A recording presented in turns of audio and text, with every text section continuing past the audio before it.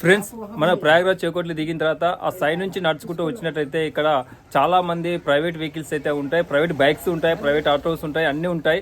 మనకు ర్యాపిడోలో బుక్ చేసుకుంటే ఏవైతే ప్రైజెస్ ఉంటాయో ఆ వెహికల్స్ కి సంబంధించిన ప్రైజెస్ కూడా వీళ్ళు ప్రైవేట్ వెహికల్స్ కి అయితే ప్రొవైడ్ చేస్తున్నారు. ఇక్కడ బయవా లోకల్స్ అంతా కూడా మేము ఈ బైక్స్ లో వెళ్ళడానికి అయితే రెడీగా ఉన్నాం. ఈ బైక్ లో మేము ఎక్కడైతే రూమ్ తీసుకుంటాం అనుకుంటున్నామో అక్కడికి వెళ్ళి అయితే వీళ్ళైతే డ్రాప్ చేస్తారు. ఈచ్ 1 పర్సన్ కి వచ్చేసి ఒక బైక్ కి 100 రూపీస్ అయితే ఛార్జ్ చేస్తున్నారు. మేము ఇద్దరం కాబట్టి 2 బైక్స్ అయితే బుక్ చేసుకున్నాం వీళ్ళ దగ్గర.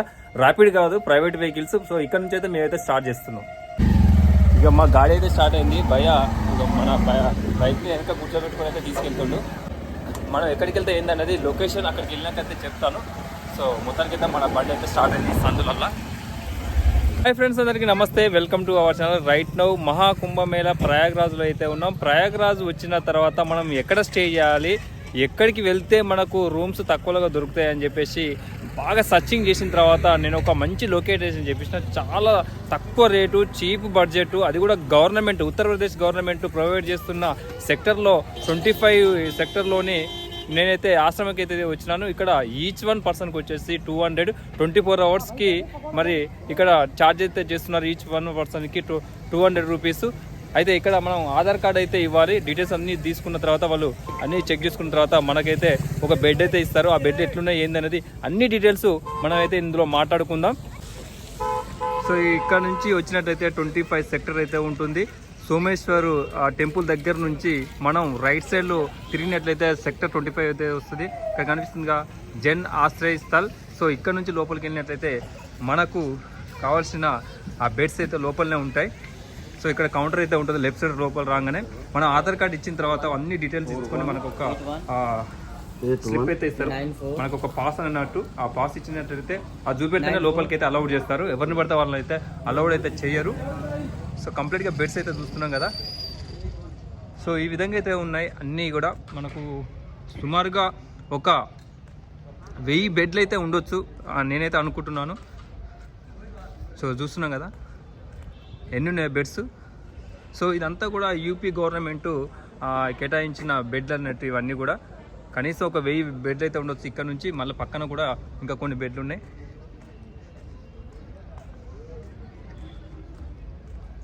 సో నేను చెప్పిన లొకేషన్కి వచ్చినట్లయితే మీరు తక్కువ బడ్జెట్లో మీరు ఇక్కడ అయితే స్టే చేయొచ్చు.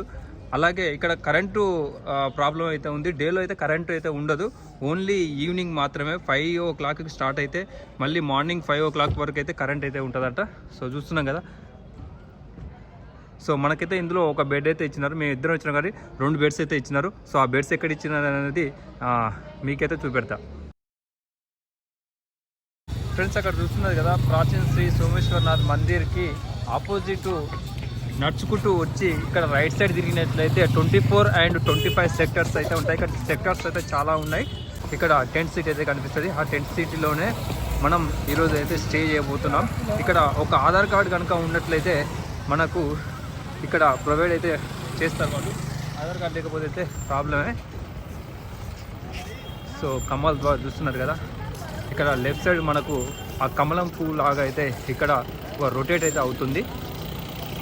ఈ భయవాళ్ళు బీహార్ నుంచి అయితే వచ్చినారంట. అసలు భయవాళ్ళతో మాట్లాడతాం. Hi bro. Hi bro. हाँ हाँ, क्या है इधर में घूमते? क्या क्या क्या घूमते हैं इधर? यहाँ पे अभी तीर्थ धाम किए, हाँ। स्नान किए, त्रिवेणी में जाके 9 बुक किए थे, हाँ फिर गाय स्नान किए. बहुत अच्छा है यहाँ का सब कुछ. हाँ, कितना दिन गए यहाँ पे? हम तो आए थे शायद बड़ा कल तिरव का आए थे. हाँ। कल चले जाएंगे. घूमे फिरे हो गया. कौन सा स्टेट से लोकेशन पसंद है इधर? इधर तो सेक्टर 24 पसंद. सेक्टर 24 में हम लोग रह रहे हैं. हाँ ठीक है. సో ఫ్రెండ్స్, చూసినారు కదా బెడ్స్ అయితే. ఇలాంటి టెంట్ సిటీలు గవర్నమెంట్ అయితే చాలా ఏర్పాటు చేసినారు. ఇవి 24, 25 సెక్టర్లో మాత్రమే ఉన్నాయి. ప్రైవేట్కి సంబంధించిన టెంట్ సిటీలు కూడా చాలా అయితే ఉన్నాయి. వాటికి సపరేట్ రేట్ అయితే ఉంటుంది. అలాగే టాయిలెట్స్ కూడా ఏర్పాటు చేసినారు. మనకు ఎలాంటి ఇబ్బంది లేకుండా టాయిలెట్స్ అయితే ఉన్నది. సో మొత్తానికి మన యూపీ గవర్నమెంట్ వాళ్ళైతే మరి తక్కువగా స్టే చేయడానికైతే ఇలాంటి బెడ్స్ అయితే ఏర్పాటు చేసినారు. సో మన డీటెయిల్స్ ఇచ్చినాక ఆధార్ కార్డు ఇచ్చిన కదా, ఆధార్ కార్డు ఇచ్చిన తర్వాత మనకు ఒక రిసిప్ట్ అయితే ఇచ్చినారు. ఇదేనంటే ఇది పాస్ అన్నట్టు, ఇది చూపెడితేనే లోపలికి అయితే ఎంట్రీ ఉంటుంది. మనకు 11:40 AM అయితే మనం అయితే రూమ్ అయితే తీసుకున్నాం, అంటే బెడ్ తీసుకున్నాం. మళ్ళీ రేపు మార్నింగ్ 11:40 వరకు ఈ రిసిప్ట్ అయితే పనిచేస్తుంది 24 hours. అలాగే మన బ్యాగ్స్లో ఏమైనా తీసుకొచ్చినా లేదన్నది కంప్లీట్గా అయితే చెక్ చేస్తారు వాళ్ళు. Okay, check. అందులో ఏమున్నాయి అనేది కంప్లీట్గా వాళ్ళ రూల్స్ ప్రకారం అయితే చెక్ చేయాలి అవి. ఇక్కడ జరిగే మహాకుంభమేళాని విజిట్ చేయడానికి అయితే వచ్చేసినాం. ఇక్కడ జరిగే విషయాల మీద మేమైతే ఎక్స్ప్లోర్ చేస్తాం. మన తెలుగు రాష్ట్రాల నుండి వచ్చిన తెలుగు ప్రజల కోసం మరి స్టే చేయడానికి ఎక్కడ చీప్ అండ్ బెస్ట్ అని చెప్పేసి ఒక మంచి లొకేషన్ అయితే వెతికినాం. సెక్టర్ 24, 25కి సంబంధించిన సెక్టర్లలో మనకు చీప్ అండ్ బెస్ట్లో మనకు ఒక బెడ్ అయితే ఇస్తారు 24 hours. సో కాస్ట్ ఎంత ఏంటనేది అన్ని డీటెయిల్స్ అయితే మీతో అయితే షేర్ చేస్తాను. ఈ వీడియో స్టార్టింగ్ నుండి ఎండింగ్ వరకు అయితే చూసినట్టయితే క్లియర్గా మీకైతే అర్థమవుతుంది. ఎలాంటి డౌట్స్ లేకుండా మీరు ఈజీగా ప్రయాగ్రాజ్కి అయితే రావచ్చు.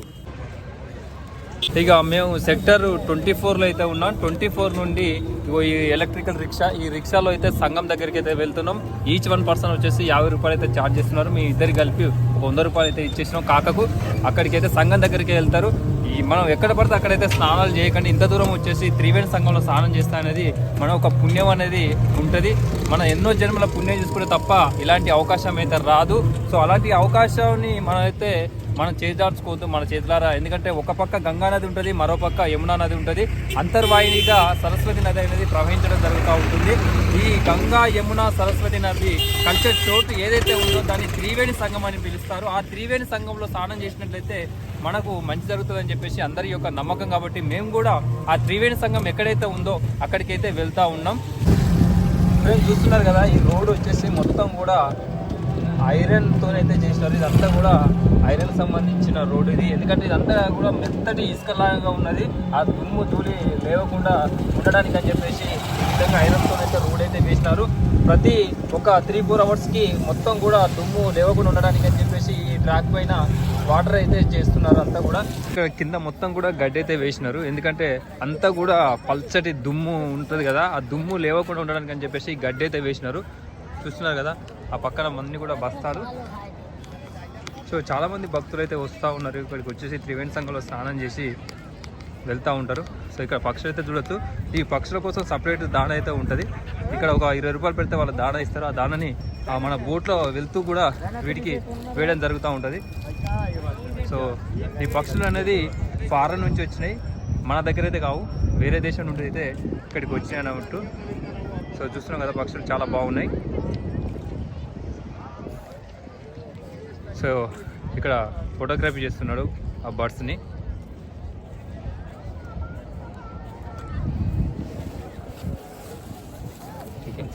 సో ఇక్కడ మంచిగా గింబల్తో మంచి షార్ట్స్ అయితే చేస్తున్నాడు ఇక్కడ భయ్య కెమెరాతోని. ఆ బర్డ్స్ అంతా కూడా క్యాప్చర్ అయితే చేస్తున్నాడు వీడియో. ఫ్రెండ్స్ మనం 24 సెక్టర్ నుంచి దాదాపు ఒక 2 కిలోమీటర్లు వచ్చినట్లయితే బోట్ పాయింట్ అయితే ఉంటుంది.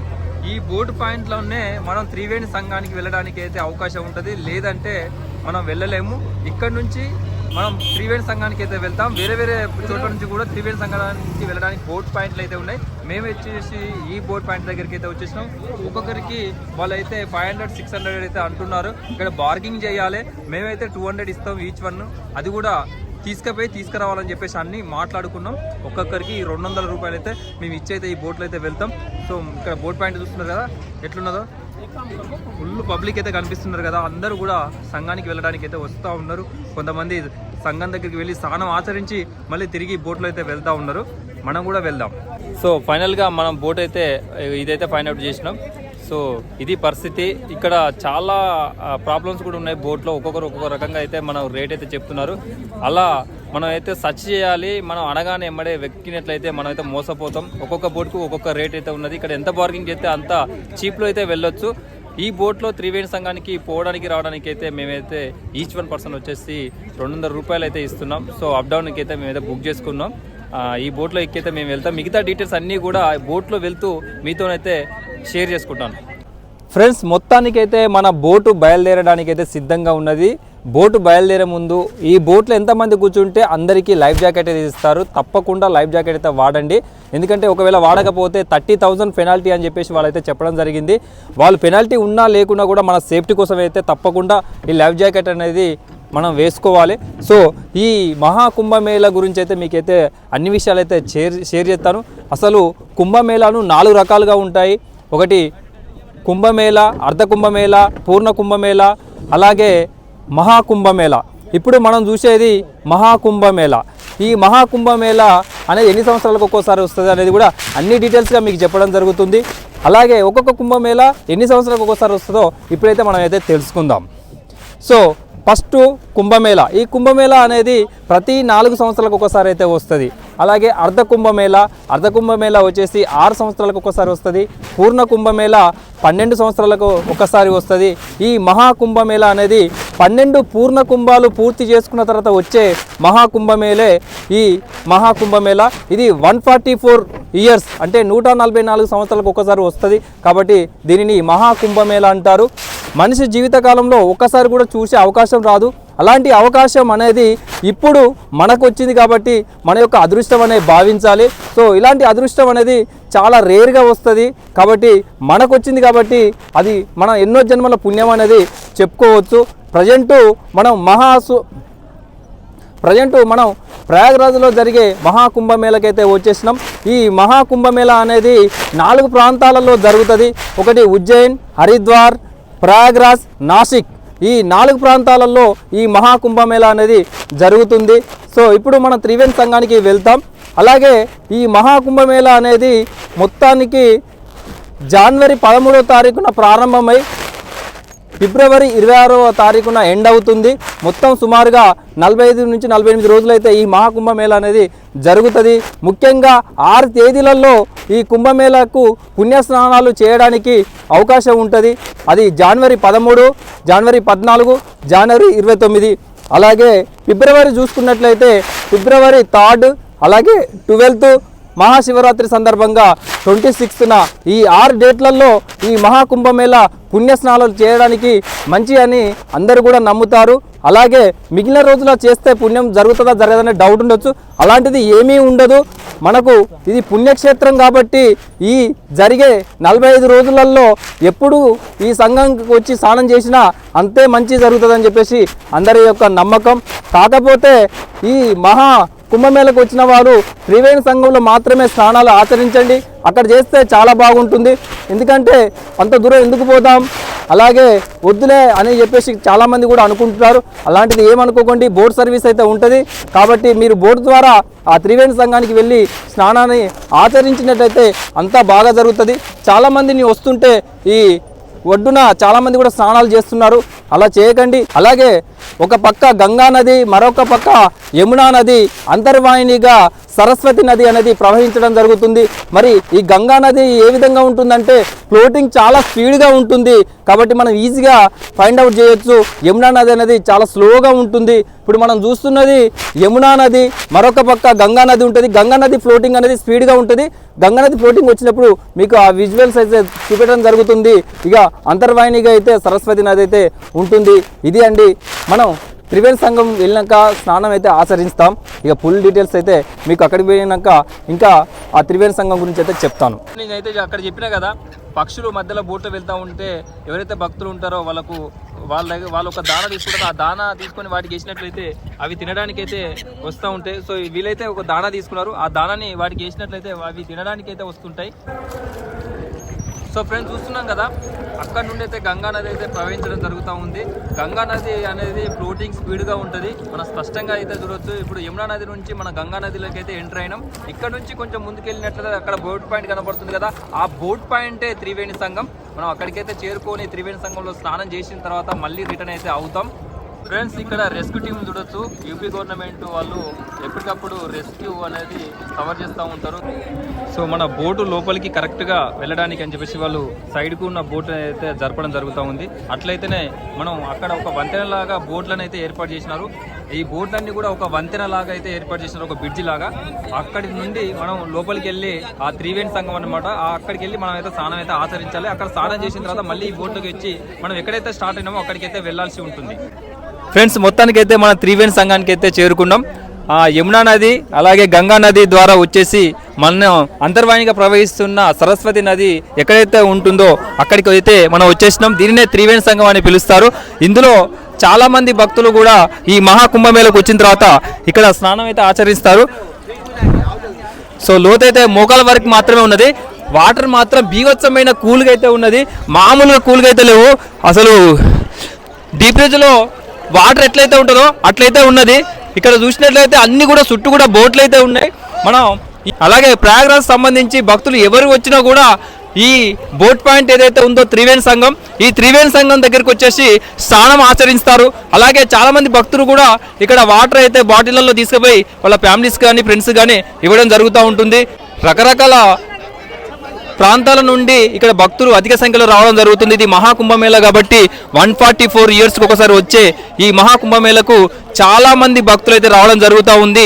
మెయిన్ ఏదైతే 6 తేదీలు చెప్పినో ఈ 6 తేదీలలో చాలా మంది భక్తులు ఇప్పుడు చూస్తున్న దానికంటే కూడా ఒక 5-6 రెట్లు ఎక్కువగా కనిపిస్తూ ఉంటారు. ఇప్పుడు సాధారణ డేస్ కాబట్టి చాలా తక్కువ మంది అయితే కనబడడం జరుగుతుంది. చాలా తక్కువ మంది దర్శనం చేసుకోవడానికి కూడా రావడం జరుగుతుంది. అలాగే దర్శనం అయిపోయిన తర్వాత కూడా ఇక్కడ విజిట్ చేయడానికి చాలా ప్లేసెస్ ఉన్నాయి. అలాగే బడా హనుమాన్ అలాగే మహాదేశ్వర శక్తిపీఠ 14వ మహాదేశ్వర శక్తిపీఠ కూడా పక్కనే ఉంటుంది. అశోక్ కోట అయితే కనిపిస్తుంది కదా, అశోక్ కోట పక్కనే నేను చెప్పిన ఏవైతే ఉన్నాయో అవన్నీ కూడా ఉంటాయి. సో ఇప్పుడు మనం స్నానం ఆచరిస్తాం. స్నానం ఆచరించిన తర్వాత మిగతా విషయాలు మీతో అయితే షేర్ చేసుకుంటాను.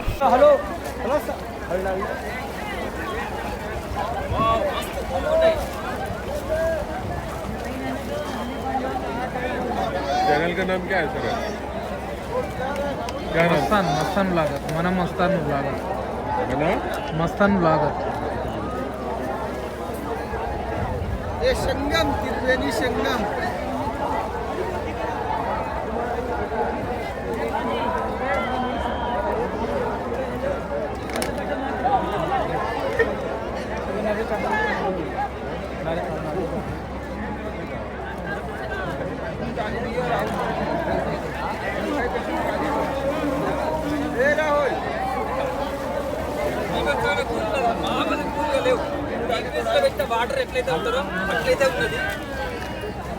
ఫ్రెండ్స్ మొత్తానికి ప్రయాగ్రాజ్లోని మహాకుంభమేళకు వచ్చేసి త్రివేణి సంఘంలో స్నానం అయితే ఆచరించడం జరిగింది. చాలా అదృష్టవంతులం మనం, ఎందుకంటే ఒక మనిషి జీవితంలో ఇలాంటి అవకాశం అనేది రాదు. ఇప్పుడున్న జనరేషన్కి ఇది ఒక మంచి అవకాశం అన్నట్టు. సో మనం చాలా అదృష్టవంతులు, నేనైతే చాలా అదృష్టవంతుని. ఎందుకంటే ఇక్కడికి వచ్చి త్రివేణి సంఘంలో స్నానం ఆచరించిన మొత్తం కూడా శివరింగ్ వస్తుంది. ఎందుకంటే చలి బాగున్నది, వాటర్ కూడా చాలా అంటే కోల్డ్గా ఉన్నది. మొత్తానికి స్నానం అయిపోయింది. తర్వాత విషయాలు మీతోనైతే షేర్ చేసుకుంటాను. ఫ్రెండ్స్ స్నానం చేసిన తర్వాత డ్రెస్ వేసుకున్న తర్వాత విపరీతమైన చలి ఉంది, విపరీతమైన షివరింగ్ అయితే వస్తుంది. నిలబడలేకపోతున్నాం, వణుకుడు అయితే బీభత్సంగా ఉన్నది. అంత కూల్ వెదర్ అయితే ఉంది ప్రజెంట్. ఇప్పుడు 12 దాటినా కూడా మనకు ఎండ రాకుండా ఈ విధంగా ఫాగ్ అయితే కనిపిస్తుంది చుట్టూ కూడా. సో మనకి ఇప్పటి వరకు అయితే ఎక్కడ కూడా మన సూర్యుడు అయితే కనిపించలేదు. అంతా కూడా మంచుతో అయితే కప్పుకోబడిన ఈ త్రివేణి సంఘాన్ని అయితే మనం చూస్తూ ఉన్నాం. ఫ్రెండ్స్ ఇక్కడ చూస్తున్నారు కదా, ఈ త్రివేణి సంఘంలో ఉన్న ఈ బోట్లు వీళ్ళు ఇక్కడ క్యాన్లు అయితే అమ్ముకోవడం, వాటర్ బాటిల్స్ అమ్ముకోవడం అయితే జరుగుతూ ఉంది. ఇక్కడే వాళ్ళైతే రోటీ చేసుకొని ఇక్కడే తిని ఇక్కడే పడుకోవడం కూడా జరుగుతూ ఉంటుంది. ఫైనల్ గా మేము లంచ్ అయితే చేసినాం, అది కూడా ఈవినింగ్ టైంలో చేసినాం. ఎందుకంటే పొద్దున్న నుంచి తిరిగి అలసిపోయి ఉన్నాం. ఈ బ్లాగ్ ఇక్కడితోనైతే ఎండ్ చేస్తున్నాం. మరొక బ్లాగ్ లో మళ్ళీ కలుద్దాం.